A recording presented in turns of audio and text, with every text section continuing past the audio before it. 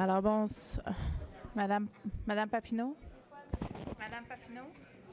Marie-Marthe? Anne-Sophie? Anne-Sophie? Pourrait aller monter le micro? Un, deux, un, deux. Monsieur Bédard, pouvez-vous aller monter le micro? Monter le micro? Un, deux. J'étais là, j'essayais. Un, deux, un, deux, un, deux. Et voilà! Super! Alors, j'ai invité tout le monde à... Oui, je vais prendre des distances, inquiétez-vous pas. Alors, j'ai invité tout le monde à prendre place. On va commencer dans quelques instants.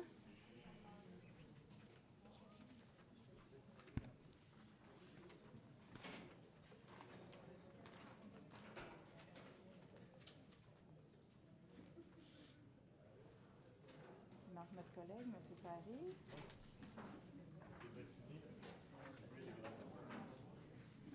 Monsieur Sarry. Monsieur Bussière, vous voulez faire des tests, c'est ça? Est-ce que c'est bon maintenant? Parfait. Alors, bonsoir à tous. Je tiens à saluer les gens qui sont dans la salle, également ceux qui nous écoutent, qui écoutent en fait le conseil en direct, mais également sur le web en différé. Alors, avant de débuter, tel qu'il est d'usage lors de ces séances, nous allons prendre une minute de silence et aujourd'hui, je vais nous inviter à nous lever, à nous recueillir pour souligner le 10 ans depuis le séisme du 12 janvier 2010 en Haïti, mais également en souvenir de la Grande Mosquée de Québec, donc pour l'anniversaire de la troisième anniversaire depuis la tuerie du 29 janvier 2017. Alors, ces événements ont lieu dans les dernières semaines. Alors, je nous invite à nous lever, à prendre un moment de silence.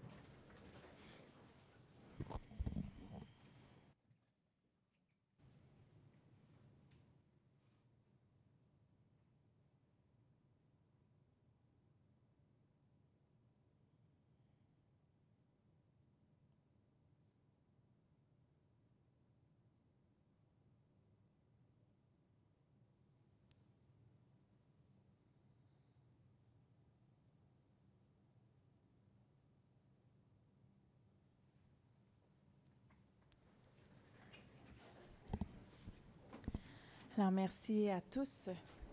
Donc, permettez-moi de vous présenter les personnes qui m'accompagnent. Donc, à ma gauche, nous avons Mme Renée-Chantal Bellinga, conseillère d'arrondissement du district Ovid-Clermont. Bonsoir. Mme Chantal Rossi, conseillère de la ville du district Ovid-Clermont. Bonsoir. À ma droite, M. Jean-Marc Poirier, conseiller d'arrondissement du district Marie-Clarac. Bonsoir. Et M. Abdelak Sarri, conseiller de ville du district Marie-Clarac. Bonsoir. Au niveau du personnel du cabinet et des élus, nous avons la présence de François Purcell, directeur de cabinet, M. Alain David de Jean-Noël, attaché politique, et Mme Anna Miazarek, chargée de secrétariat. Au niveau du personnel administratif, à l'avant, Mme Marie-Marthe Papineau, secrétaire d'arrondissement. Bonsoir. Anne-Sophie Bergeron, agente de recherche. Bonsoir. Rachel Laperrière, directrice d'arrondissement. Bonsoir. Claire Vassard, à ma droite au fond, directrice de la performance du greffe et des services administratifs. Monsieur Gilbert Bédard, directeur des travaux publics. Monsieur Claudel Toussaint, directeur de la culture, des sports et des loisirs et du développement social. Monsieur Jérôme Vaillancourt, directeur de l'aménagement urbain et des services aux entreprises. Monsieur Daniel Bussière, chef de division relations avec les citoyens et communications. Nous avons la présence pour une première fois ce soir de notre nouvel inspecteur au poste de quartier 39, M. Patrick Lavallée. J'en profite d'ailleurs pour lui souhaiter la bienvenue à Montréal-Nord. Et je ne sais pas si vous avez eu l'occasion de voir l'article de journal comme quoi il y avait eu un coup de cœur pour Montréal-Nord. Alors, je lui ai dit qu'on était 2 et probablement plusieurs dans la salle à avoir ce coup de cœur. Alors, bienvenue à Montréal-Nord, M. Lavallée. Également, nous avons la présence de Mme Lynne... Ah, c'est ça, elle est cachée en arrière de Jérôme. Donc, Mme Lynne Perrotte, qui est la responsable de la chef de division, c'est ça, de division des ressources humaines. Voilà, donc merci d'être présente ce soir. Alors voilà, je pense que j'ai fait le tour des personnes, également toutes les personnes dans l'Assemblée. Donc, merci d'être ici ce soir. Alors, j'appelle donc le point 10.01. Si vous permettez, on va débuter avec l'adoption de l'ordre du jour de la séance de ce soir. Je propose. J'appuie. Alors, c'est proposé par M. Sarry, appuyé par Mme Rossi. Alors, on poursuit maintenant avec le 10.02, qui est le mot de la mairesse et des élus. Alors, je voudrais profiter d'abord de cette première séance conseil d'arrondissement de 2020 pour vous souhaiter une formidable année sous le signe de la paix, de la santé et du bonheur. Et avant d'entamer l'ordre du jour, permettez-moi d'attirer votre attention sur quelques sujets d'actualité. Alors, je vais donner la parole à Mme Rossi. Merci, Mme la mairesse. D'entrée de jeu, vous parliez du 10e anniversaire du séisme en Haïti. Le 12 janvier 2010, il y a 10 ans, écoutez, je m'en souviens très bien parce que j'étais ici, tout comme M. Toussaint d'ailleurs. On apprenait juste avant d'entrer en conseil d'arrondissement qu'un séisme épouvantable venait de secouer Haïti. Alors, tout de suite, on a senti qu'un événement important se produisait. Alors, vous comprendrez que Haïti souffrait, mais Montréal-Nord aussi souffrait par le fait même. Alors, déjà au lendemain de ces événements, nous avons fait une réunion d'urgence avec les leaders de la communauté haïtienne à ce moment-là. Je me rappelle de M. Jacques-Claude Hernande qui était autour de la table, Guillaume André, Gétro Auguste, le bureau de Mme Beauchamp, le bureau de M. Coderre, qui était à l'époque député fédéral, l'arrondissement. Nous étions tous unis autour de la table à trouver une solution. Comment que tous ensemble, on pourrait venir en aide à cette communauté qui avait mal, qui était prise avec un problème sans précédent, je dirais. Alors, il y avait beaucoup de fébrilité. Jamais dans ma vie, moi j'étais nouvellement élue, jamais dans ma vie je pourrais oublier la fébrilité qu'il y avait autour de cette table-là.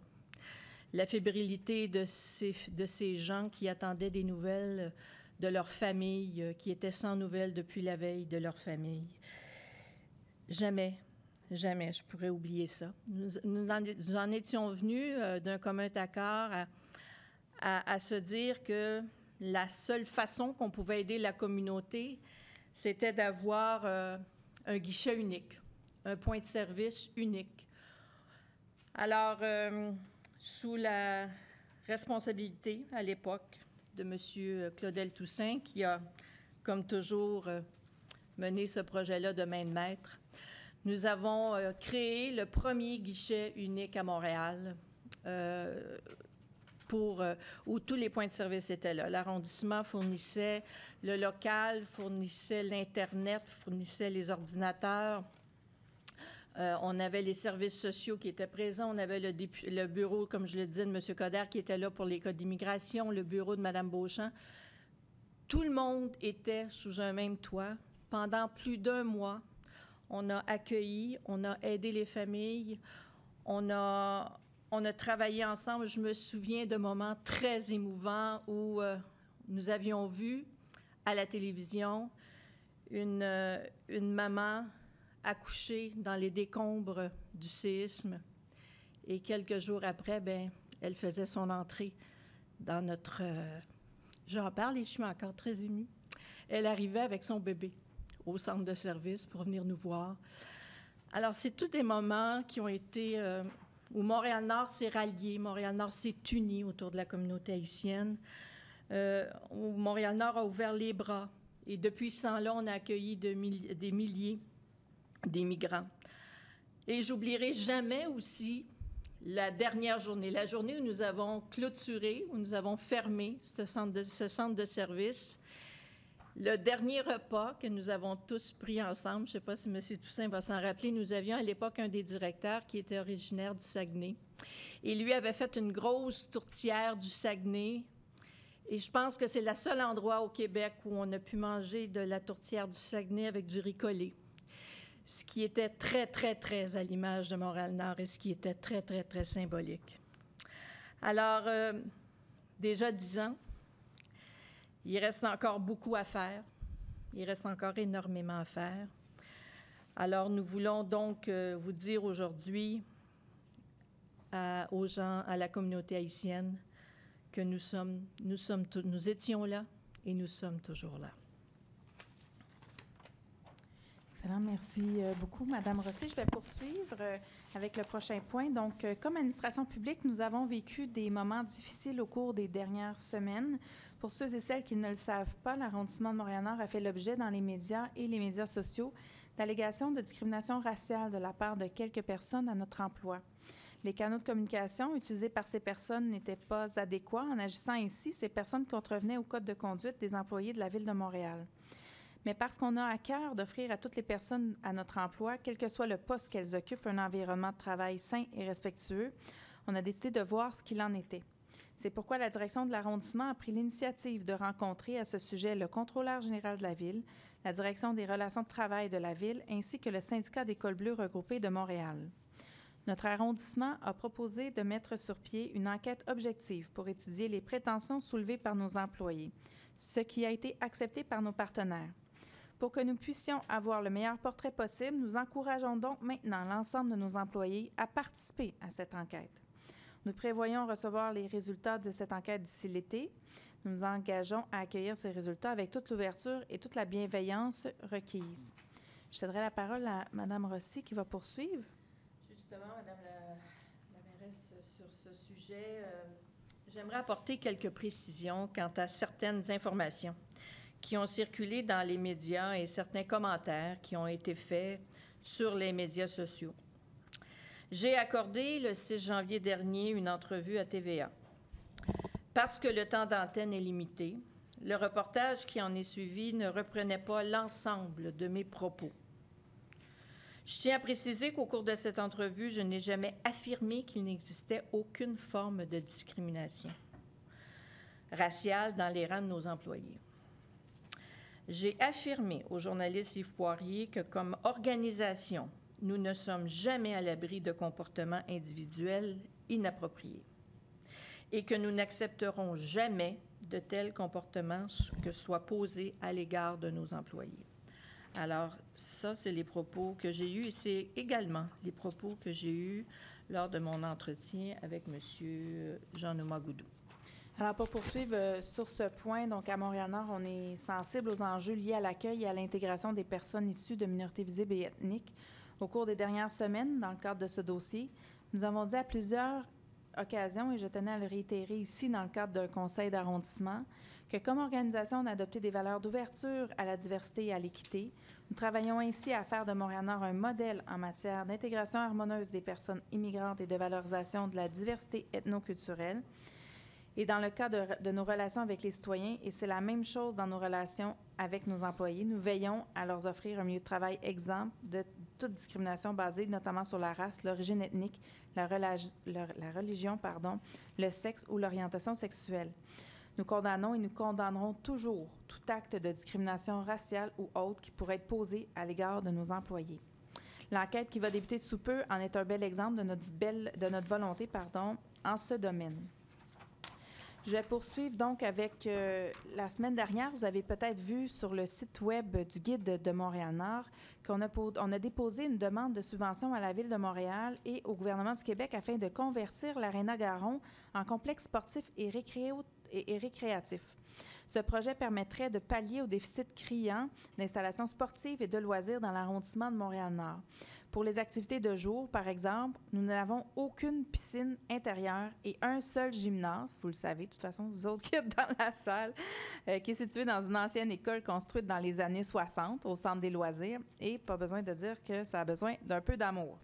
Nous n'avons donc pas, dans notre arrondissement, assez d'installations récréo-sportives pour donner à nos citoyens le même niveau de service que celui reçu par les autres Montréalaises et Montréalais. Nous avons à ce sujet un déficit historique qui est urgent de corriger. Seul l'arrondissement n'y arrivera pas. Nous comptons donc sur la Ville de Montréal et sur le gouvernement du Québec pour réaliser ce beau projet qui comprendrait notamment un gymnase triple, des salles multifonctionnelles, une palestre et un bassin aquatique. Et on a quelques questions sur ce sujet, donc j'ai l'impression qu'on va en reparler un peu plus tard. Donc, on va maintenant poursuivre avec Mme Rossi. Alors, les membres du conseil d'arrondissement souhaitent féliciter ceux et celles qui ont été élus la semaine dernière au conseil d'administration de la table de quartier de Montréal-Nord. Alors, à la présidence, Mme Nerges Moustapha, vice-présidente Christine Gay, trésorier Roger Petitfrère, Secrétaire, Mireille Chaumin, ainsi que Williamson Lamar, Marie-Ève Lemire, Will Prosper et Brunelda Reyes. La table est un partenaire de premier plan dans notre administration dans le développement de l'arrondissement. Par ses actions, elle contribue à améliorer la qualité et la condition de vie de la population de Montréal-Nord. Nous souhaitons donc bonne chance à tous les membres du conseil d'administration pour l'année à venir. J'inviterai maintenant M. Sarry à prendre la parole. Merci beaucoup, Madame la mairesse. L'arrivée du mois de février sont le début du mois de l'histoire des Noirs. L'arrondissement de Montréal-Nord, l'organisme Un itinéraire pour tous et plusieurs autres organismes partenaires vous proposent donc ce mois-ci une série d'activités destinées à mettre en valeur l'importance de contribution des citoyennes et citoyens montréalais et montréalaises de communautés noires à notre société. Nous vous invitons à assister à la vingtaine d'activités qui sont organisées à cette occasion: cinéma, contes, rencontres d'artistes, speed dating professionnel pour les 15-17 ans, expositions, théâtre, causeries, musique, danse et autres activités. La programmation complète est disponible sur le site Internet de l'arrondissement et des dépliants sont disponibles à l'arrière de la salle. Bienvenue à toutes et à tous à ces belles activités. Merci beaucoup, M. Sarry. J'inviterai maintenant Mme Bellinga à prendre la parole.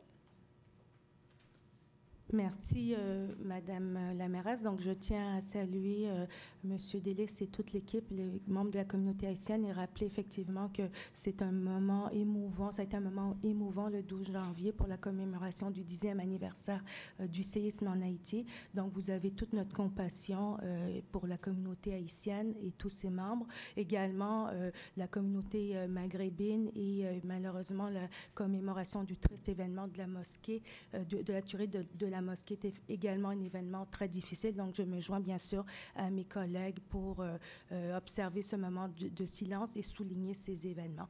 Je vous dirais que les dernières semaines ont été quand même exigeantes et comme élus issus des communautés noires et de la diversité, les allégations de racisme et de discrimination qui ont été apportées par nos cols bleus ont été un moment particulièrement exigeant, je pense, pour les membres de l'arrondissement, pour les élus, mais également il y a eu effectivement beaucoup de questions de la part de nos citoyens. Un élément qui est quand même excessivement important que j'aimerais apporter à votre attention, Madame la mairesse, c'est les mécanismes d'information quand surviennent de tels événements. Apprendre une telle réalité parmi les médias, ça a été un moment quand même plus difficile. J'ai eu la chance ensuite de m'entretenir rapidement avec des membres de l'administration qui m'ont permis de mieux comprendre les allégations et les réalités qui ont été émises par l'École bleue. Donc, je réitère comme élu, et je pense que mes collègues, bien sûr, appuient cet élément. Nous avons un devoir à titre d'arrondissement, d'élus, d'assurer à chacun de nos citoyens employés, mais également à chaque élu qui est en fonction, d'avoir accès aux services, d'exercer ses fonctions, eu égard de sa couleur, de son sexe, de son âge, de ses orientations religieuses, sexuelles ou de ses convictions politiques. Nous devons bien sûr prendre au sérieux toute allégation liée à un traitement différencié et discriminatoire. Et je salue le courage de l'arrondissement d'aller vers une enquête conjointe entre la Ville de Montréal et également le syndicat qui va permettre bien sûr d'apporter un regard en profondeur sur ces allégations-là. Nous allons bien sûr attendre les recommandations qui vont être faites suite à cette enquête-là, mais eu égard de ces recommandations, il est évident que nous sommes en 2020 et qu'il y a des actions proactives qui doivent et qui sont actuellement menées par l'arrondissement. Donc, moi, lors des rencontres avec l'administration, j'ai questionné plusieurs éléments liés aux actions à l'interne qui permettaient, bien sûr, d'entendre ce type d'allégations de nos employés. Donc, nous assurer, bien sûr, que nous communiquons avec transparence avec l'ensemble de nos employés, que nos employés employés connaissent bien sûr les mécanismes pour porter plainte ou faire valoir des enjeux liés à toute allégation de discrimination ou de traitement différencié, que nous ayons effectivement pour nos équipes des formations sur les approches intersectionnelles et différenciées, qu'un mentorat et qu'un accompagnement soit également fait auprès des employés de la diversité qui souhaitent accéder à des postes de cadre. Donc, c'est sûr que nous avons un bassin d'employés de la diversité importante. Nous en sommes très fiers, mais il faut effectivement permettre à ces employés-là aussi de gravir les échelons dans nos espaces professionnels. Donc, il y a différentes mesures qui peuvent être mises en place. Et bien sûr, nous assurer de mettre en place différents outils régulièrement pour connaître, bien sûr, le climat de travail, les enjeux liés au climat de travail. Et je sais que plusieurs actions ont été mises en place, dont un comité qui permet justement à des employés de la diversité, des cadres, de faire front commun pour mettre en place différentes actions. Je vais prendre Au-delà de ces enjeux de discrimination, d'allégations de discrimination que nous adressons et que nous allons attendre les recommandations, il y a également d'autres enjeux plus liés aux réalités. J'en ai parlé, bien sûr, à la direction de l'arrondissement, à M. Toussaint, à l'ensemble de nos services, la prestation de services dans certaines de nos bibliothèques et de nos espaces. Moi, c'est évident que lorsqu'il y a des allégations ou des perceptions liées à de la discrimination ou à un traitement différencié, c'est aussi un élément où nous devons aller peut-être plus en profondeur sur des outils pour connaître les enjeux de ces allégations-là. Donc, peut-être évaluer s'il y a des mécanismes de plainte adéquats pour permettre à nos citoyens d'exprimer leurs éléments liés à la prestation de services. Également, regarder si à moyen, court et moyen terme, nous pouvons également trouver des outils pour entamer une démarche au niveau de la mise en place de sondages pour regarder notre prestation de service par rapport à nos citoyens. Je pense qu'en 2020, nous sommes à une étape où nous sommes en plein changement. Nous avons plusieurs grands chantiers, que ce soit au niveau, on parle du centre sportif, on parle également d'un nouveau pavillon, on est en croissance, on veut développer de nouveaux services, mais il faut s'assurer que dans notre prestation de service aussi, nous offrons les meilleurs outils à nos citoyens. Un autre élément que je souhaite réitérer, Madame la mairesse, je l'avais déjà signifié il y a un an de ça, c'est l'enjeu du cartage à la bibliothèque de la maison culturelle et communautaire. Pour moi, c'est un cartage qui va à l'encontre de notre vision liée à priorité jeunesse. Il s'agit pour moi d'un geste de profilage social puisque nous cartons qu'une clientèle donnée qui sont les jeunes. On m'a exprimé que c'était une mesure temporaire. J'espère que c'est une mesure qui va être graduellement retirée, mais il est évident que pour moi, ça reste aussi un élément qui peut créer des inconforts puisque certains citoyens sont ciblés et que pour moi, pour une bibliothèque, ça reste néanmoins un élément qui peut être encore problématique. Donc, voici les points. Je ne sais pas si vous voulez répliquer à ces éléments-là parce que j'aurai une autre question ensuite. En fait, la première chose, peut-être dire que je suis heureuse de constater, en fait, que l'ensemble du Conseil est du même avis là, par rapport à ce qui est arrivé dernièrement, qu'on souhaite tous que, dans le fond, les employés de l'arrondissement puissent avoir des canaux de communication pour pouvoir nommer, dans le fond, les réalités qu'ils vivent et qu'on est, dans le fond, tous à la même place là-dessus. Et d'ailleurs, c'est dans ce contexte-là, puis je me dis, ça envoie un message très... qu'on prend ça au sérieux, le fait qu'on ait demandé une enquête, c'est quand même un geste qui est assez exceptionnel, dans le sens que c'est très rare comme démarche, qu'est-ce qui est fait actuellement. Et c'est dans ce contexte-là que nous, on réitère, dans le fond, tout le Conseil aujourd'hui que c'est des éléments importants. On va attendre les recommandations, puis c'est ce qui devrait arriver prochainement. On le souhaite. En même temps, on veut permettre à l'enquête de pouvoir être menée de façon correcte, hein, que les gens aient le temps de s'exprimer, qu'on puisse faire que les recommandations puissent se faire par rapport aux enquêteurs. Et là, j'ai perdu mon idée. J'allais dire autre chose, mais le fait est que c'est ce que j'allais dire, en fait, c'est avant même les résultats de l'enquête, c'est sûr qu'au niveau des ressources humaines, au niveau de chaque équipe, il y a déjà des discussions qui sont entamées également. On n'attend pas nécessairement la fin de ça pour mettre déjà des actions en place.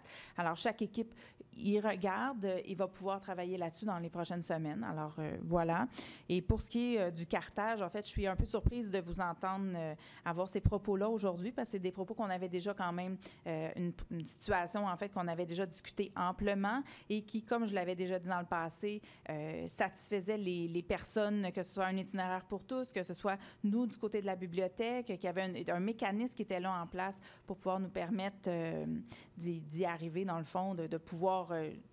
toute la gestion, en fait, de la bibliothèque à la Maison culturelle qui demeure complexe. Alors, j'entends vos propos. En même temps, il y a déjà des réponses qui avaient été données en ce sens-là. Et c'est sûr que c'est une situation qui évolue aussi, puis qu'éventuellement, il y aura peut-être des changements qui seront faits. Merci, Madame la mairesse. L'autre question, c'est en fait une demande de suivi. Lors des événements très tristes où nous avons eu le décès d'un membre de notre communauté, le jeune Abdou, il y a eu effectivement une rencontre citoyenne à l'arrondissement en partenariat avec un itinéraire pour tous et plusieurs autres partenaires. Nous sommes entendus lors de cette rencontre-là pour qu'il y ait un suivi suite aux questions apportées par, bien sûr, les citoyens, les parents, et je crois que nous avons un devoir de poursuivre effectivement certaines recommandations qui ont été faites par les citoyens. Donc, je voulais avoir un peu l'écho de la suite qui va être donnée donc à ces demandes-là et à cette rencontre. Est-ce que tu voulais intervenir? OK, parfait. Monsieur Toussaint, Madame Laperrière, est-ce qu'il y a une réponse pour Madame Bellinga à cette étape-ci? Nous avons eu des discussions à la table de paix et sécurité urbaine sur ce dossier-là pour se doter d'un plan d'intervention qui serait un plan d'intervention qui pourrait être utilisé en d'autres circonstances aussi dramatiques pour prévenir et planifier la concertation des acteurs dans des situations comme celle-là. Maintenant, pour ce qui est des suites particulières à cette rencontre-là qui a eu lieu, je ne suis pas en mesure de vous répondre aujourd'hui. Il faudrait qu'on prenne des informations auprès de la responsable du dossier qui l'avait mené à l'époque avec Claudel, mais je ne sais pas si Claudel a un complément d'information à nous donner. Monsieur Toussaint? Effectivement, nous avons travaillé sur un schéma d'intervention à être déployé et ça a été fait en concertation avec le CIUS du nord de l'île de Montréal, le PDQ 39 et l'arrondissement. Ça, c'est pour la réaction à des événements malheureux. Maintenant, les citoyens ont aussi demandé des rencontres de l'information sur la vie municipale avec mon collègue chef de division des communications. Nous avons parlé d'une façon à rendre tout ça avec les organismes du milieu qui étaient impliqués dans la rencontre qui était organisée, comment rendre disponible l'information municipale sur les services de l'arrondissement aux citoyens, surtout du Nord-Est, via les relais que sont les organismes. On y travaille. Merci, Monsieur Toussaint. Je vais laisser la parole à Monsieur Sari. Ben, juste tout simplement pour vous dire à Mme Bellinga qu'il y a eu un certain apprentissage qu'on a eu, pas seulement de la rencontre, mais aussi de l'événement, les tristes événements qu'on a eus au mois d'octobre. Et comme l'a bien mentionné Mme Laperrière, c'est qu'il y aura un travail, plutôt un plan, une procédure qui va être mise en place, plutôt qui va être proposée à l'arrondissement, qui concerne une intervention commune entre le poste de quartier d'un côté, le CIUS et l'arrondissement. Ceci dit, durant cette rencontre, il y a eu d'autres demandes qui ne diffèrent pas, qui ne viennent pas vraiment, je dirais, déroger un peu des centaines de demandes qu'on reçoit de nos citoyens, qui sont le manque des espaces verts, le manque des centres sportifs, le manque de places. Et ce qu'a présenté Madame la mairesse au début de ce conseil vient dans le même sens. Alors, ce qu'on fait, ce qu'on travaille est un alignement tout à fait stratégique avec ces demandes-là. Et c'est un travail continu et colossal. Et on sait très, très, très bien que dans cet arrondissement, il y a vraiment quand même un actif à aller chercher et pour pouvoir au moins être au même niveau que les autres arrondissements à Montréal. Alors, tout simplement pour dire que ces demandes-là, Ce pas des demandes qu'on n'a jamais entendues. Ce sont des demandes depuis la campagne électorale, j'en entends. Puis, bien évidemment, on fait tout notre effort ici, dans ce conseil et l'administration de notre côté pour y remédier. Merci beaucoup, M. Sarré. Mme Benninga, ça complète votre intervention. Excellent. Donc, je vais nous demander à mes collègues de se lever. On va aller juste sur le côté.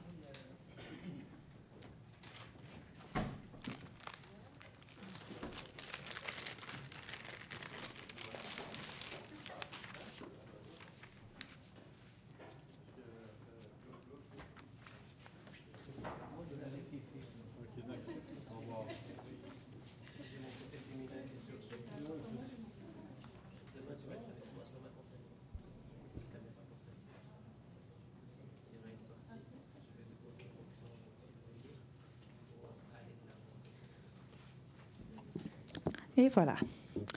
Alors donc, on a un hommage ce soir bien particulier.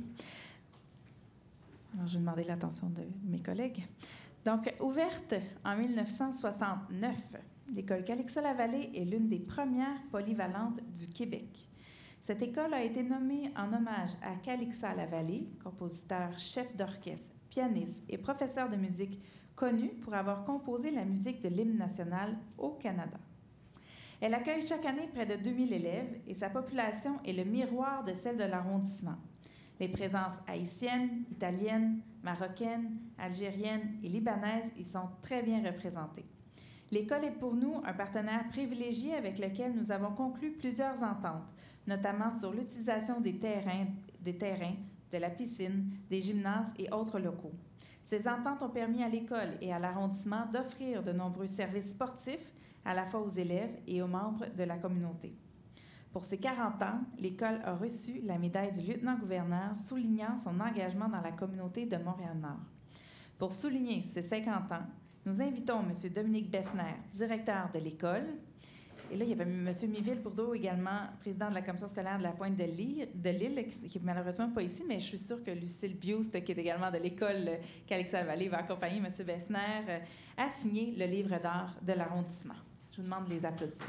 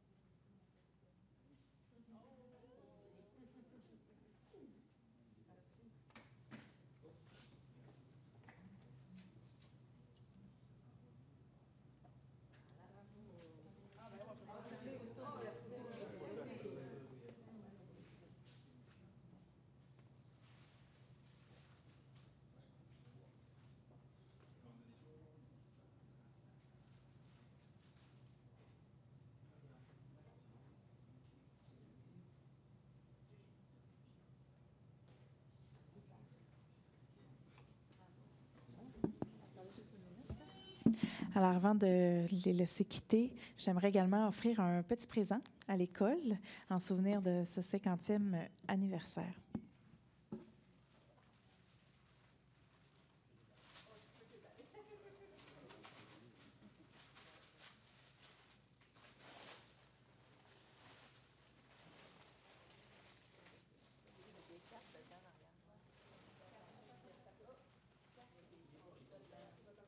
Il y avait une carte.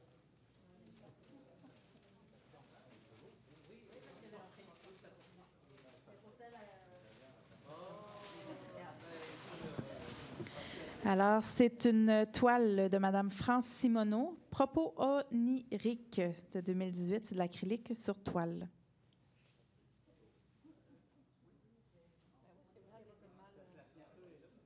Elle était mal, là.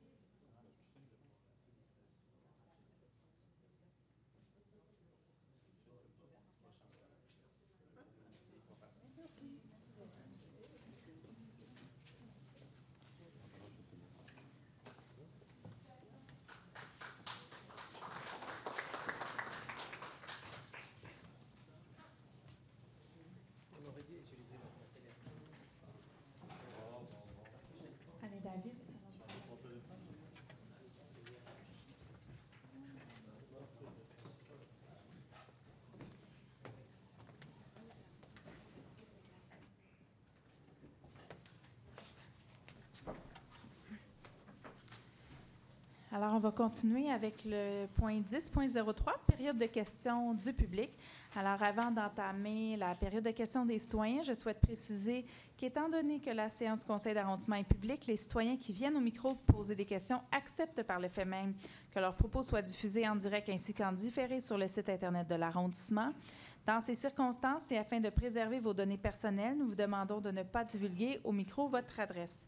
Je tiens à rappeler que la durée est de 30 minutes, qui peut être allongée par bloc de 15 minutes. Seulement 3 questions peuvent être posées sur le même thème. Les citoyens qui le désirent et qui se sont enregistrés auparavant sont invités au micro. Afin d'assurer l'équité de tous, vous êtes invités à poser une question et une sous-question sur le même thème. Un membre du conseil ou un membre de l'administration y répondra selon mes indications. La période de questions du public n'est pas une période d'échange ou de discussion entre les citoyens et les élus. Si vos interrogations nécessitent plus d'informations, que vous souhaitez en parler plus amplement avec moi ou un autre élu, nous vous invitons à rester après le conseil ou à communiquer avec le cabinet pour qu'on puisse convenir d'un moment plus approprié. Donc, ce soir, nous avons 6 questions. Alors, la première question, c'est M. Franz Delis, donc je vais vous demander de venir au micro.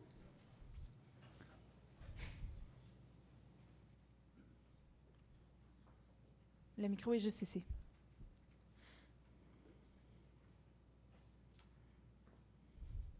Bonsoir, Madame la mairesse, bonsoir les élus, bonsoir les conseillers et bonsoir tous les citoyens de la salle. Juste un instant, M. Delis, vous ne entendez pas?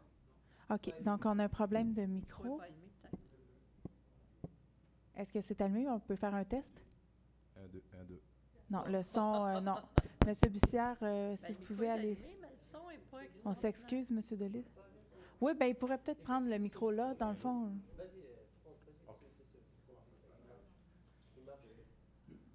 C'est bon comme ça? Parfait. Ah, c'est Je vais beaucoup. commencer. Bon, bonsoir Madame la mairesse, bonsoir les élus, bonsoir les conseillers et bonsoir les citoyens. Mon nom est Franz Delis, je suis un citoyen de la ville. Ça fait longtemps que je travaille à Montréal-Nord, près de plus que 10 ans. Malheureusement, je peux dire ça, je ne travaille plus maintenant, mais vous comprenez que ça fait longtemps que je travaille sur un projet de la construction d'un centre sportif à Montréal. Quand j'ai vu passer l'article, j'étais un des citoyens qui étaient réjouis.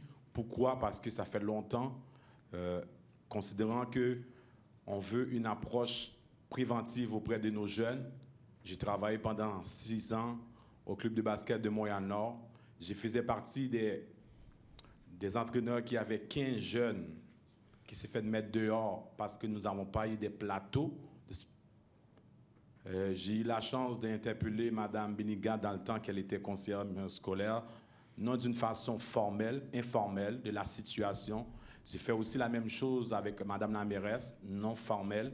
C'est pour ça aujourd'hui que je veux absolument que les citoyens sachent et tous les acteurs importants. Je ne sais pas si vous ne le savez pas, Montréal-Nord, dans l'est de la ville, on est la place où que nos jeunes sont les plus talentueux de la province. M. Delis, je vais vous demander d'arriver à votre question. C'était le préambule. J'arrive à ma question. Je voulais seulement vous dire que comment que la ville a un tel projet tant attendu à Montréal-Nord, c'est quoi les actions que vous allez mettre en place, la mairesse et les élus, pour qu'on puisse actualiser un tel projet. Moi, de mon côté, comme président d'un organisme communautaire, Regroupement international des causes sociales, nous avons déjà fait des démarches. Nous avons rencontré le député fédéral, M. Emmanuel Dubois. On l'a posé la même question. Comment vous allez faire pour nous aider? J'ai posé aussi la même question avec Madame la députée Paul Robitaille, que non formelle, mais M. Emmanuel Dubois, ça a été formel. Alors, tout le monde veut aider, oui. Mais ce soir, je suis venu voir les élus, comment vous allez travailler auprès de Mme Plante pour qu'on puisse avoir un tel projet à Montréal. La question est posée. Merci beaucoup, M. Delis. Donc, comme vous avez pu voir, en fait, on en a parlé dans le préambule, en fait, que c'était un projet qui avait été déposé. Donc, en fait, c'est pour faire la petite histoire, et dans le journal, on en fait référence. Alors, au mois de décembre, en fait, quelque part au mois de décembre, début janvier, là, il y a eu un dépôt d'une demande parce qu'il y a un programme qui est annoncé par le gouvernement du Québec en lien avec Ottawa, le gouvernement du Canada, pour faire en sorte que les villes et les arrondissements, comme nous ici à Montréal-Nord, on puisse à ce moment-là pouvoir déposer des demandes pour des en fait, c'est pas des rénovations, des conversions, des reconversions, voilà, c'est le mot que je cherchais, entre autres, donc, et des constructions, des aménagements sportifs. Et on le sait que nous, à Montréal-Nord, c'est un besoin, vous en parliez dans votre préambule, on en a parlé aussi dans notre mot de la mairesse et des élus, que justement, on a très, très peu d'équipements collectifs à Montréal-Nord. Donc, dans ce contexte-là, nous, quand on a vu le projet, le programme être proposé, finalement, parce que Chantal et moi, on est allés à la séance d'information après l'invitation de Mme Robitaille, et on a vu finalement que c'était une super belle opportunité pour nous à Montréal-Nord. Donc, c'est dans ce contexte-là qu'on a déposé la demande à la Ville de Montréal. Jusqu'à date, on n'a pas eu de réponse de notre côté. Alors, on attend encore. C'est ça qu'on espère. On croise les doigts très fort parce que c'est un projet, et je le dis dans l'article de journal, je vais le réitérer ce soir, qui est un peu le rêve des Nord-Montréalais. Et on veut que ce rêve-là devienne réalité parce que c'est bien beau un rêve, là, mais encore faut-il que ça voie le jour. Donc, actuellement, le projet est en route pour un dépôt de subvention, et à ce moment-là, bien, on attend actuellement des nouvelles. Mais soyez assurés que pour moi, c'est une démarche, mais ce n'est pas la dernière. Alors, ce sera un projet qu'on va suivre sans aucun doute dans les prochaines semaines et les prochains mois. Est-ce que vous aviez une sous-question ou ça fait le tour? Parfait. Excellent. Donc, je vais par la suite demander à M. Pierre Lacombe de venir au micro.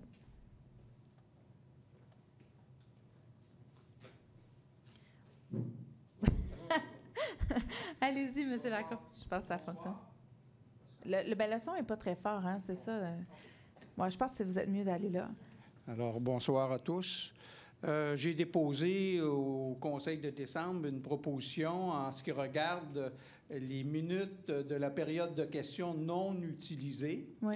Et je me demande quand pensez-vous donner une réponse à ma demande d'utiliser ces minutes restantes qui ne sont pas utilisées. Ouais. Quand pensez-vous donner une réponse? Bien, en fait, la question est toujours en analyse, là. Donc, vous comprendrez, il y a eu la période des fêtes aussi depuis, etc.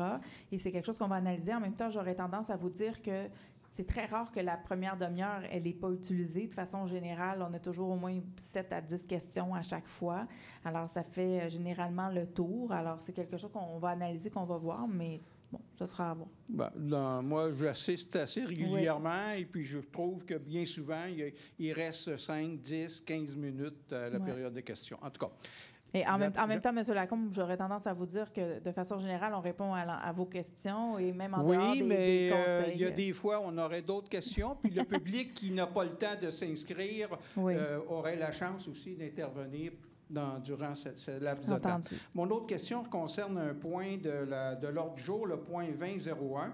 Oui. Il arrive que les points sont adoptés sans trop d'explications. Je ne sais pas si vous allez si vous allez donner des explications. Là, il y a 204 000 $ pour abaisser un mur de soutènement derrière la maison Brignon-Lapierre. Est-ce que c'est un mur qui existait? Est-ce que c'est un mur qui a été construit puis qui a été construit trop haut? Puis là, il faut l'abaisser. J'aimerais avoir des explications là-dedans. Je vais attendre le point 2001. D'accord? Parfait, oui. Merci. Bien, en fait, vous pouvez soit retourner au micro ici, comme ça, M. Vaillancourt, je pourrais lui demander de venir vous répondre au micro. Ah bon? Oui, parce que ça crée un petit pépin avec les périodes de questions. Il y a juste un micro. On s'échange le micro. Alors, M. Vaillancourt, je vous laisse la parole. Oui, en fait, pour la maison Brignon-du-Lapierre, c'est assez simple. C'est que suite à le premier concept d'aménagement, la façon qui avait été organisée, ça faisait en sorte qu'on ne tirait pas profit ou on ne réaménageait pas concrètement les pentes naturelles du site. Parce que là, on est dans une phase où on doit aménager l'écrin, en fait, le tour de la maison Brignon-du-Lapierre. Puis en concertation avec le Conseil du patrimoine de Montréal, puis avec la division du patrimoine, on s'est rendu à l'évidence qu'on devait recréer un aménagement qui allait s'approprier les éléments du contexte de la maison Brignon-du-Lapierre de 1870, donc une maison de ferme. comme c'est une des rares qui reste encore debout sur l'île de Montréal, le Conseil du patrimoine nous demande de ramener cet esprit-là autour de la maison, de recréer la pente naturelle. Donc, c'est pour ça qu'on fait un petit aménagement avec le mur qui est actuellement là. Puis, on va faire des aménagements, un nouveau concept d'aménagement pour ramener des plantations aussi qui vont rappeler l'esprit de la maison de ferme. Donc, c'est vers ça qu'on se dirige dans la phase 2. Donc, c'est un mur qui a été construit? C'est un mur qui est existant, puis là, il faut juste... Ben, c'est un mur qui a été comme bonifié avec la première phase d'aménagement, mais là, on se rendait compte qu'en faisant ça, on brisait la pente naturelle. Donc là, on fait comme un aménagement pour scier une partie du haut pour ramener la pente naturelle. Avec on va amener du matériel propre pour faire des plantations pour recréer la pente naturelle. Une erreur de conception. Ah, bon, monsieur Lacombe, au pire, je vous inviterai à venir poser question à monsieur Vaillancourt par la suite. Donc, je vais maintenant demander à Mme Sigouin de venir au micro.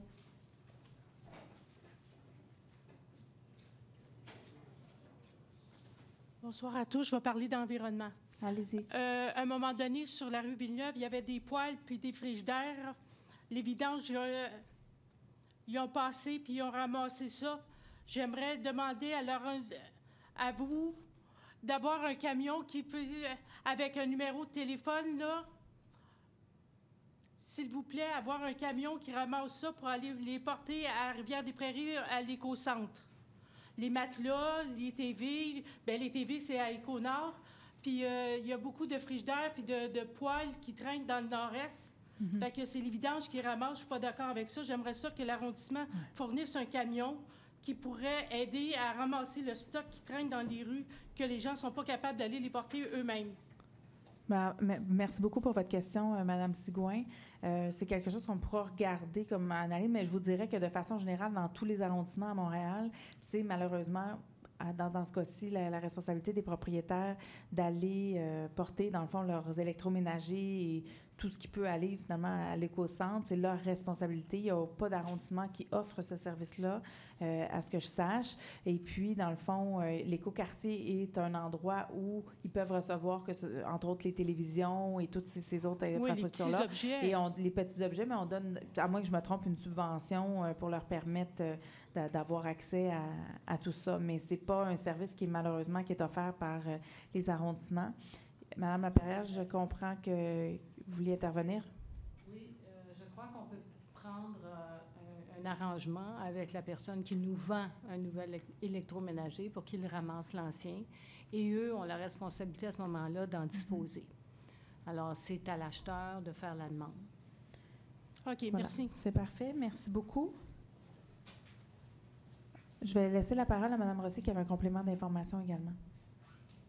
Pour ce qui est des matelas, avec les problématiques de punaises de lit, en fait, quand on met un matelas au chemin, techniquement, on devrait l'ouvrir, on devrait s'assurer de mettre le couteau dedans pour que personne d'autre puisse y avoir accès.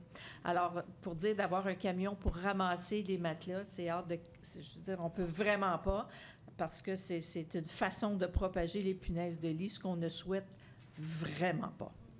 Et j'apporterai l'information suivante, c'est que nous donnons aux citoyens des enveloppes de plastique pour y mettre les matelas, s'ils le souhaitent, pour pouvoir les mettre au bord du chemin, comme vous dites, pour la disposition. De façon sécuritaire. Alors, on invite aux gens à venir chercher les sacs, en fait, qui sont disponibles au bureau Accès Montréal. Donc, je vais maintenant demander à M. Panton de venir au micro.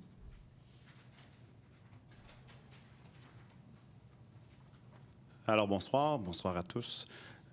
J'ai été surpris vendredi dernier par une annonce de projet pour un centre sportif avec un bassin aquatique. Doublement surpris, car depuis septembre, je suis un locataire de l'Aréna Garon parce qu'il y a des travaux à la piscine Arbourassa. Donc, de savoir qu'éventuellement, cette installation pourrait se transformer en centre sportif et récréatif avec un bassin aquatique, ça a été une bonne nouvelle. Par le fait même, je suis compatissant un peu pour les sports de glace qui perdent une installation disponible en tout temps. Ça m'a fait aussi penser qu'il y a quand même 3 arénas qui sont accessibles de jour depuis bon nombre d'années à Montréal-Nord. Et pour nous, ben, ce n'est pas le cas. On doit s'entraîner dans les sports, dans les heures que les écoles nous laissent, ce qui est quand même très bien, mais on a un déficit d'installation majeur. on a la possibilité de pouvoir accéder, pouvoir offrir une plus grande offre de services au niveau des citoyens et on est limité. Donc, c'est une Xème fois qu'on entend ce projet-là sous plein de formes différentes dans les 30 dernières années. Ma question est, comment cette fois-là va être la bonne? Donc, M. Panton, merci beaucoup pour votre question. On sent la pression derrière. En fait, la première chose que je dirais, c'est je suis dans le même état d'esprit que vous, qu'effectivement, pour les sports de glace, c'est une décision, en fait, qui est un peu déchirante pour nous. Et on sait que l'Aréna Garon était en difficulté depuis quelques temps avec les compresseurs, entre autres. Actuellement, il n'y en a toujours que 2 sur 3 qui fonctionnent. Et à cause de problématiques qui revenaient régulièrement, c'était une décision plus sage cette année de ne pas la redémarrer, la glace, pour la saison actuelle 19-20. Et c'est arrivé dans un contexte aussi d'opportunité avec le Gymkhana, en fait, le club de gymnastique Gymkhana, qui se cherchait un endroit suite au fait qu'à l'École Calexa-Lavallée, ils devaient reprendre un gymnase. Donc, ça a fait en sorte que cette année, on n'a pas parti la glace. Mais je tiens à dire que ça faisait déjà quelques années qu'on roulait à deux glaces à Montréal-Nord. Et ces années-là nous ont permis de réaliser qu'on était en mesure de pouvoir fonctionner de façon relativement normale avec 2 glaces. Malgré cela, je le sais que pour certains, l'Aréna Garon, c'est une certaine forme de deuil. Si on décide, puis Mme Rossi la première, parce qu'il y a beaucoup de souvenirs, il y a beaucoup d'anciennes compétitions qui ont eu lieu à cet endroit-là, et c'est un gros deuil qu'on aura à faire. Et c'est la première Aréna à avoir le jour à Montréal-Nord. En même temps, on le sait aussi dans le contexte, et je pense que ça a été nommé dans les articles de journaux, que rénover l'Aréna, on parle d'environ 15 millions. Alors, c'est énormément de fonds pour une utilisation qui est assez simple. Donc, on parle uniquement de sport de glace, alors qu'avec un terrain... un plateau sec, voilà, j'apprends la terminologie, c'est pas une fille de sport, ça paraît. Alors avec les plateaux secs, ça fait en sorte aussi qu'on a plus de flexibilité et, bien entendu, on veut rajouter à cela une piscine, une palaise. Donc, pourquoi cette fois-ci ça fonctionnerait? En fait, à l'heure actuelle, on est en démarche. Alors, je vous dirais qu'à la Ville de Montréal, comme je l'ai dit précédemment à M. Delis, la demande a été déposée à la Ville de Montréal. Vous comprendrez qu'à chaque instance où on peut nommer et renommer et renommer que Montréal-Nord a des besoins et que c'est quelque chose d'important pour nous, on le fait. D'ailleurs, à l'automne, on a eu pas plus tard qu'au mois de septembre, octobre, on a eu la visite de Mme Plante, qui est la mairesse de Montréal. On l'a sensibilisée à ça. Quand on a ouvert la piscine, quand on a lancé les travaux, en fait, pour la rénovation de la piscine Henri Bourassa et du parc Henri Bourassa, on avait également la présence de Nathalie Goulet, qui est la responsable de ces dossiers-là. Donc, à chaque fois, on les sensibilise. C'est sûr qu'au central, ils le savent. Là, à partir de là, nous, on a fait nos devoirs à cette étape-ci de déposer la demande. On a saisi cette opportunité-là. Et en même temps, je vous dirais que les questions que j'ai ce soir et les réactions qu'il y a eu face à l'article dans le Guide de Montréal-Nord, j'ai pu constater, pas plus tard que ce matin, qu'il y avait eu beaucoup de partage et que ça suscitait beaucoup d'engouement chez les Nord-Montréalais. Alors, ça me donne, et je suis convaincue que ça donne à mes collègues aussi l'énergie nécessaire à nous convaincre qu'effectivement, on est sur la bonne voie et que les Nord-Montréalais veulent avoir cette installation-là.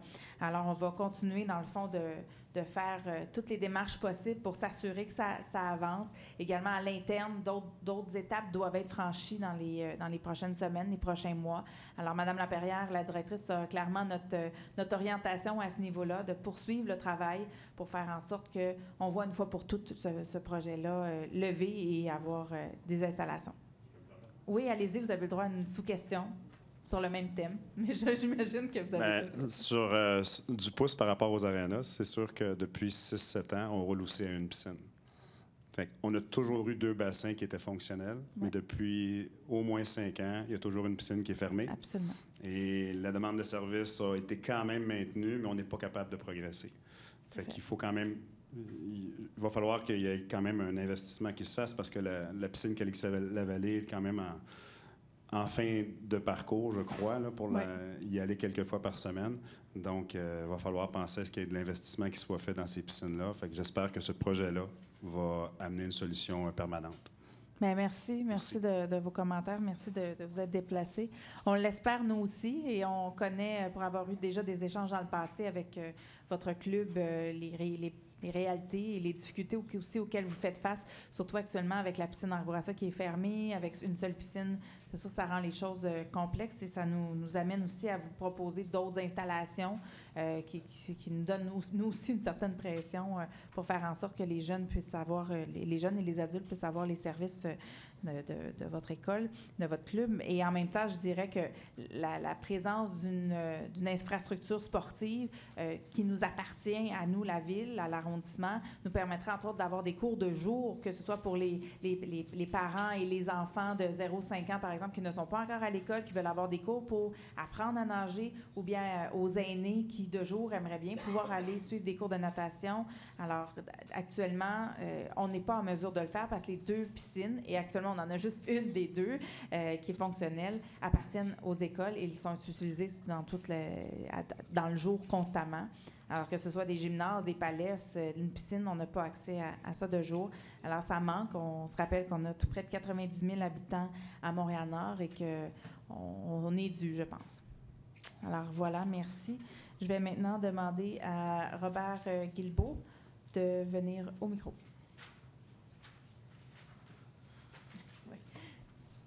Bonsoir. Bonsoir, M. Guilbeault. J'ai déposé au dernier conseil une lettre. J'imagine que vous avez eu le temps de répondre à cette lettre-là concernant le virage en double qui a été refusé par l'arrondissement ou la ville-centre, je ne sais pas encore, et ainsi que les raisons. Quand pensez-vous que je vais avoir le document? En fait, je vous dirais que tout d'abord, merci pour votre question. Et on le sait que ça fait quelques fois déjà que vous nous posez cette question-là. C'est un sujet qui est toujours d'actualité pour nous et qui s'inscrit dans toutes les réflexions. Je sais qu'il y a des personnes qui étaient, en tout cas, je ne sais pas s'ils sont toujours dans la salle, du secteur Mère-Clarac. Pour nous, tout ça s'inscrit dans un ensemble. Et d'ailleurs, avec le ministère du le MTQ, voilà, des Transports du Québec, je devrait avoir des discussions sous peu, ne serait-ce qu'entre autres pour savoir les travaux du pont sont prévus à quel moment, etc. Et la situation que vous nous apportez va être apportée également dans ces instances pour nous permettre d'avoir un éclaircissement sur exactement qu'est-ce qu'il y en est, puis quels sont les motifs qui nous amènent à cette décision-là. Parce que nous, dans le fond, ce qu'on vous ramène, c'est la décision du central et du MTQ, mais en même temps, on peut les questionner un peu plus pour avoir des éléments. Est-ce qu'il y a une ouverture à ce niveau-là ou c'est carrément négatif? En fait, on n'est pas rendu là dans toute la discussion. C'est-à-dire qu'actuellement, ils nous ont donné les informations qu'on avait déjà eues dans le passé.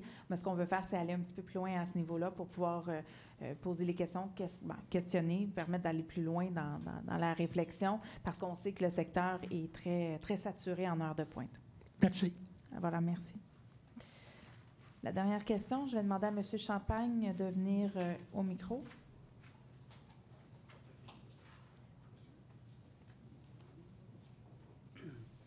Bonsoir tout le monde. Bonsoir, M. Champagne. C'est à propos du point 2006. Oui. Bon, aussi, ce local-là, sur mon 6, était occupé par Horizon Jeunesse qui ont, comme qui dirait, ils ont fini leur activité cet automne. Mais là, vous renouvelez le bail. Pourquoi? Oui. Parfait. Je vais demander à M. Toussaint. Je vais peut-être commencer d'entrée de jeu, puis après ça, il pourra compléter. Alors, en fait, le local actuellement est utilisé, même si l'organisme Horizon Jeunesse actuellement n'a pas ses activités à cet endroit-là. La première chose, le local est utilisé, entre autres, par l'organisme Entre Parents de Montréal, la Maison de la Famille, qui l'utilise de jour avec des familles, entre autres, dans un concept de bambinerie, comme on a au Parc Saint-Laurent également. Alors, le local est utilisé. Et également, il y aura, et ça, M. Toussaint pourra donner probablement plus de détails, un appel d'offres prochainement pour permettre à un groupe de pouvoir occuper l'espace pour les jeunes. Alors, je ne sais pas si vous avez d'autres commentaires. Alors, nous allons, dans 2 semaines, lancer un appel de proposition pour recruter un autre fournisseur, donc un autre organisme, jeunesse ou famille, pour offrir une programmation à cet endroit-là. L'espace jeunesse dans l'Ouest, pour votre bénéfice, c'est un local qui est loué par l'arrondissement parce que dans l'Ouest de l'arrondissement, on a un déficit d'espace pour des activités socio-culturelles, récréatives. Alors, les jeunes y vont 7 jours par semaine pour y réaliser des activités ils font de la cuisine, ils ont des séances de formation.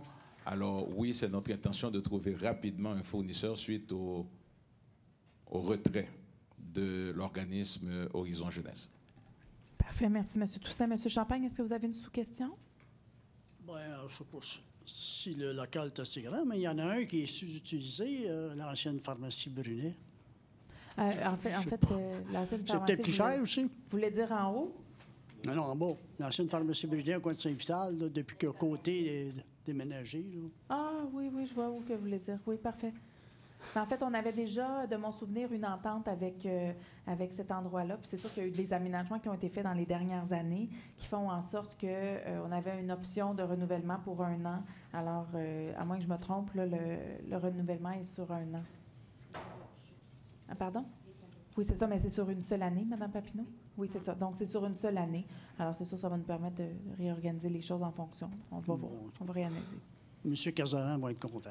Merci, M. Champagne. Alors, c'est ce qui complète la période de questions. Alors, ceux et celles qui souhaitent quitter, vous pouvez le faire à cette étape-ci. Donc, dans le fond, on va prendre une petite minute là, pour permettre aux gens qui souhaitent quitter de puissent le faire et on va poursuivre avec le conseil.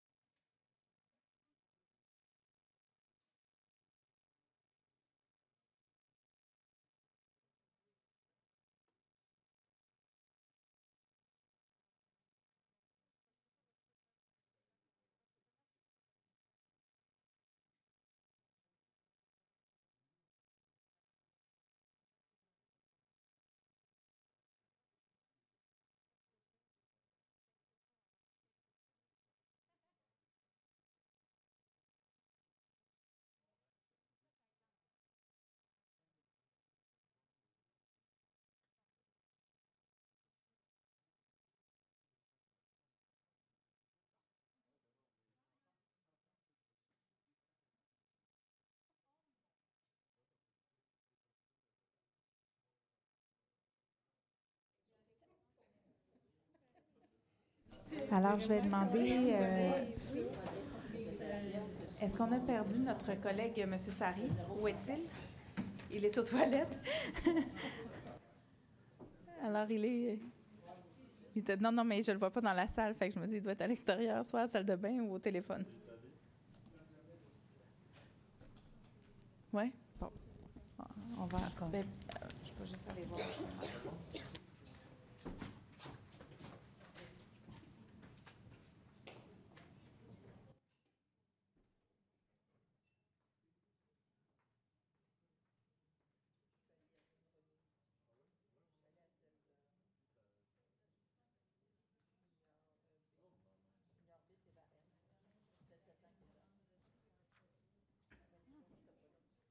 Alors, on a récupéré notre collègue. Alors, donc voilà. Alors, j'appelle maintenant le point 10.04.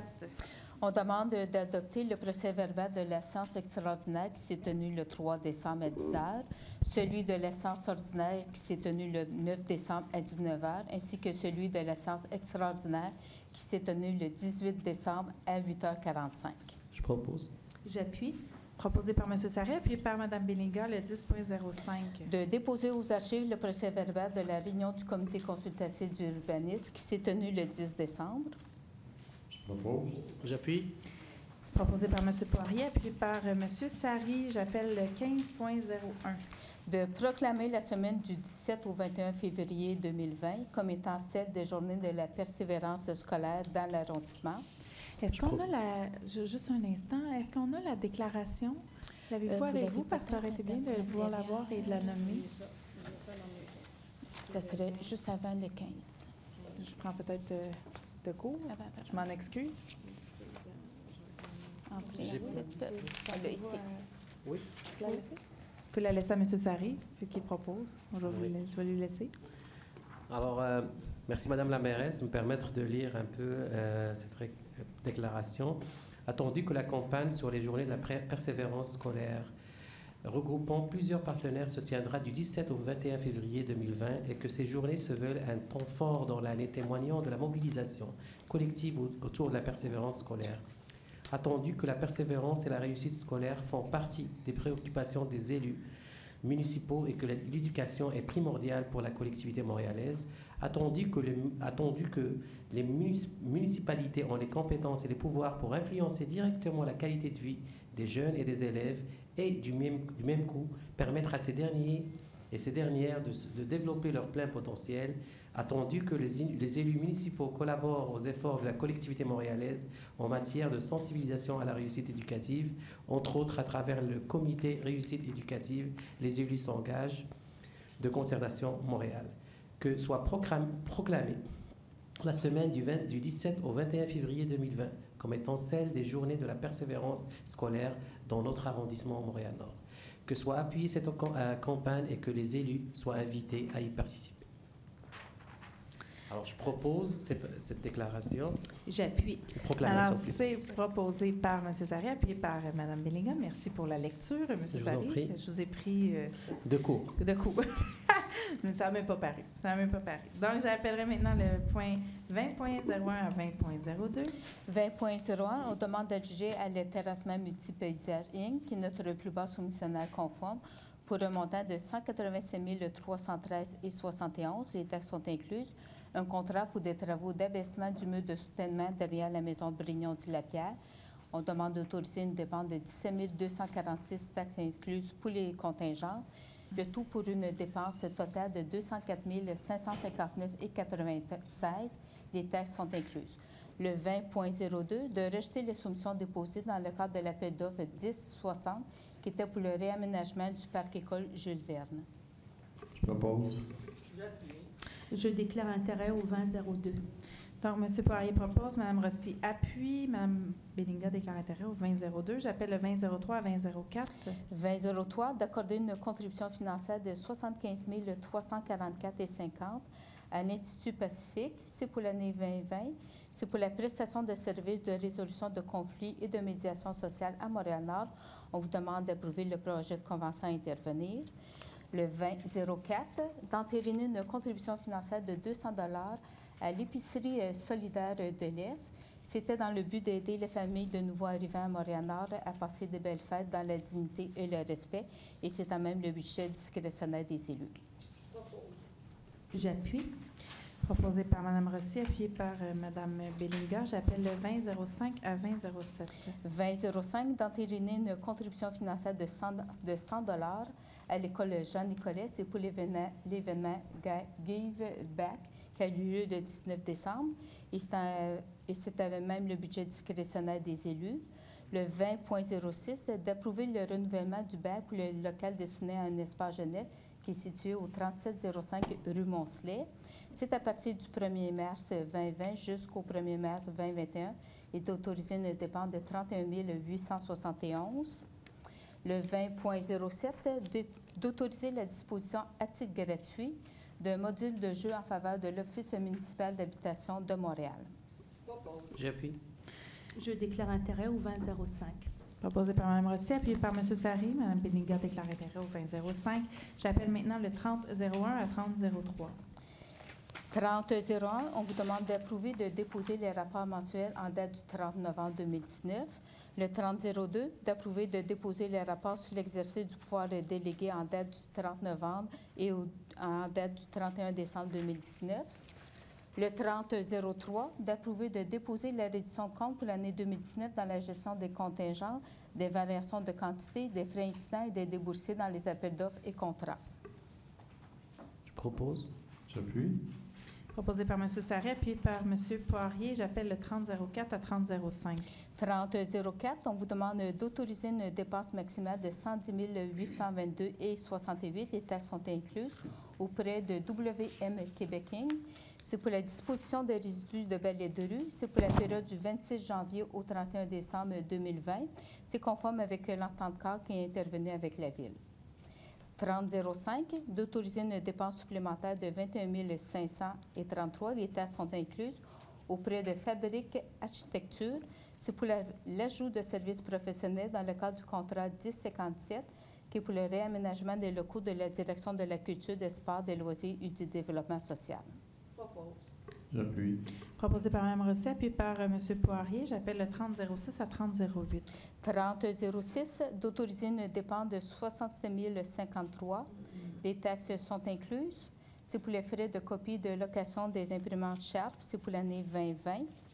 3007, de reconduire la reconnaissance et le soutien de l'organisme Mené Autrement à titre de partenaire de mission partagée. C'est pour la période de février à août 2020.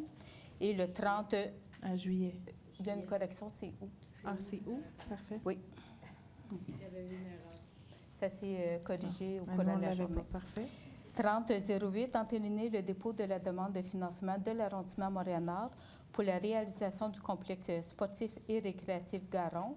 C'est dans le cadre de l'appel de projet Programme d'aide financière aux installations récréatives et sportives, qui est le PAFIR, de la Direction des sports du service des Grands Parcs du Mont-Royal et des sports. Je propose en lisant la période de février à juillet 2020. J'appuie. Proposé par M. Sarret, appuyé par M. Poirier. J'appelle maintenant le 4001 à 4002. 4001, de donner un avis de motion, de présenter, de déposer en vue d'adopter une séance ultérieure le projet de règlement RGCA 05-10-006-02 qui modifie notre règlement intérieur du Conseil d'arrondissement sur la délégation de pouvoir. Ça concerne l'autorisation de dépenses du fonctionnaire de niveau 1. Le 4002, de déposer le procès-verbal de la séance de consultation et d'adopter le second projet de résolution PP-036-1 afin de permettre la construction d'un bâtiment résidentiel au 3685 rue Fleury. Et c'est en vertu de notre règlement sur les projets particuliers de construction, de modification ou d'occupation d'un immeuble. Je propose. J'appuie.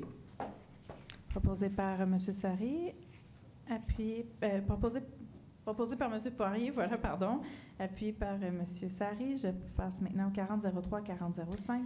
Le 4003, de déposer aux archives le certificat des résultats suite à la tenue du registre pour le règlement RGCA 20-10-006 qui autorisait un emprunt de 2 877 pour la construction et le programme de réfection et de protection des bâtiments de l'arrondissement. Le 4004, de déposer aux archives le certificat de la secrétaire d'arrondissement et d'adopter la résolution PP-043 afin de permettre la construction d'une clinique médicale située au 124-21 boulevard Lacordaire. C'est en vertu de notre règlement sur les projets particuliers de construction, de modification et d'occupation d'un immeuble. Et le 4005, d'adopter le règlement RGCA 13-10-0 011-1 qui va abroger notre règlement de contrôle intérimaire pour le secteur particulier d'urbanisme du boulevard P9. Je propose. Proposé par M. Sarry, appuyé par Mme Rossi. Alors, je vais juste revenir un peu à l'arrière, juste pour insister sur le 30-07. Donc, M. Sarry, vous avez dit juillet, mais en réalité, c'est le mois d'août. C'est ça, mois d'août. Moi, je dis de février à août. C'est ça, mais ça a été changé pour le mois d'août. Donc, je veux juste être certaine que Mme Papineau a eu cette février, proposition. c'est ce que j'ai dit, février à août au lieu de juillet. Alors, c'est ça, parce que moi, j'avais lu. Alors, c'est de février à août. Parfait. C'est ça, février à août. Oui. Excellent. Donc, c'est ça la lecture qu'il faut faire. Excellent. Je voulais juste être certaine que ça avait été bien enregistré. Ensuite, j'appelle donc le 4006 à 4007. 4006, d'adopter le règlement RGCA 17-10-0011-1 qui modifie diverses dispositions du règlement RGCA 17-10-0001 de contrôle intérimaire pour le secteur du programme particulier d'urbanisme du boulevard P9. Et le 4007, on vous demande de statuer sur une recommandation du comité consultatif d'urbanisme, soit de permettre une marge latérale de 1,92 m au lieu de 1,98 m. Ça concerne le 10 061 à 10 065 avenue du Parc Georges et c'est en vertu de notre règlement sur les dérogations mineures. Propose. J'appuie. Proposé par M. Poirier, appuyé par M. Sarry, le 5001. Nommer M. Karim Smith à titre d'agent technique en ingénierie municipale, c'est à la direction des travaux publics, c'est à compter du 8 février avec une période d'essai de 6 mois et c'est en vue d'un statut permanent à cet emploi. J'appuie. Proposé par Mme Rossi, appuyé par M. Poirier. J'appelle le 5002. De nommer M. Hassen El Hossin à titre d'agent d'approvisionnement niveau 2. C'est à la division des ressources financières et matérielles de la direction de la performance, du greffe et des services administratifs. C'est à compter du 8 février avec une période d'essai de 6 mois et c'est en vue d'un statut permanent à cet emploi. Je propose. J'appuie. Donc, c'est proposé par M. Sarry, appuyé par Mme Bilinga. Donc, pour ce qui est de M. Smith, M. Bédard, vous lui souhaiterez la bienvenue de notre part. Également pour M. El Hossin, donc Mme Vassar. Et bon, c'est ça, dans le fond, c'est pas ça relève de Mme Taillefer, en fait, voilà. C'est ça, donc vous pourrez le saluer. En fait, on est bien heureux de pouvoir les compter parmi nos équipes. Donc, maintenant, je vais nous inviter à regarder le PowerPoint, en fait. Donc, il y a plusieurs activités qui se préparent, en fait, donc pour les prochains jours. Donc, tout d'abord, à la Maison culturelle et communautaire, Nelly Cinéma, le 4 février. Le lancement du mois de l'Histoire des Noirs avec musique et hommage le 7 février, donc ça a lieu ce vendredi. Viking, un conte 5 ans et plus, le 8 février. Les entrailles de la montagne, c'est de la musique, le 13 février. Récit d'une chaussure, théâtre 5 ans et plus, le 16 février. Également des représentations de cinéma le 18 février. À Brazo, art visuel 20 février au 5 avril, vernissage 20 février. Histoire d'elle et d'échelle, théâtre 4 ans et plus, 23 février. Le livre de Green, cinéma 25 et 26 février. Soirée famille interculturelle, défilé, danse, exposition le 27 février. La culture des Premières Nations, conférence et visite du musée McCord, conférence de Jacques Kerouac le 5 février et visite guidée le 8 février. Lise et compagnie, donc c'est Lise Mathieu que plusieurs personnes connaissent, donc qui fait un spectacle donc à la Maison Brignon-du-Lapierre le 12 février, la semaine prochaine. Également le Vieux-Montréal, conférence et visite, conférence de Stéphane Tessier le 19 février. La visite guidée aura lieu le 22 février. Également, dans nos bibliothèques, on a de nombreuses activités jeunesse, contes, ateliers, animations et jeux. L'inscription peut être requise, donc Isa et le secret de l'arbre à Palabrès, contes de 3 à 6 ans, 9 et 16 février. Le transport adapté, conférence Café Alzheimer le 20 février. La présence noire au Québec, la conférence de Webster le 22 février. Comment poussent les bananes, un conte pour les 5 à 11 ans le 23 février. Et en ce qui concerne les activités hivernales, le neige en couleur grande fête hivernale dans le corridor vert le samedi 22 février de 11h à 17h au Parc Le Carignan, à l'heure des jeux gonflables, patinage et hockey libre, parcours de trottinette des neiges, parcours de motricité, musique et mascotte, espace chaleur, jeux de société et chocolat chaud, soupe et café. Également, on ne l'avait pas prévu ce soir, mais je vous invite également à aller voir au parc Aimé-Léonard les activités de la route de Champlain qui se poursuivent encore une fois cet hiver. Et dans le fond, oui, Madame. Oui, en fait aussi simplement signifier que pour certaines activités comme Issa et l'arbre à palabres, il est excessivement important de s'inscrire parce que le nombre de places est limité. Donc, Bibliothèque Belleville et Henri Bourassa. Excellent. Donc, je nous rappelle que la prochaine séance du conseil d'arrondissement aura lieu le lundi, le 2 mars 2020 à 19h. Alors, c'est un rendez-vous. Sur ce, je vous souhaite une très bonne soirée.